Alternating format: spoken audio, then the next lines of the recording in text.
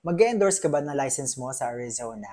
If yes, kailangan mo mag-submit ng copy ng visa screen mo sa kanila. And pag in-upload mo lang to sa kanila, ito makukuha mong message. Please have CGFNS send the visa screen to us. Thanks.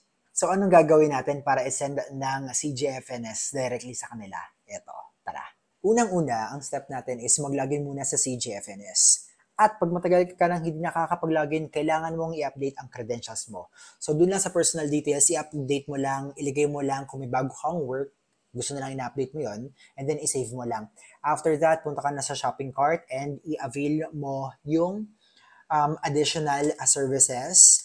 And pag-click mo doon, pumunta ka naman sa Visa Screen ICHP Certificate Verification Letter. Dating $100 to, pero ngayon $125 na. So, inex mo yan.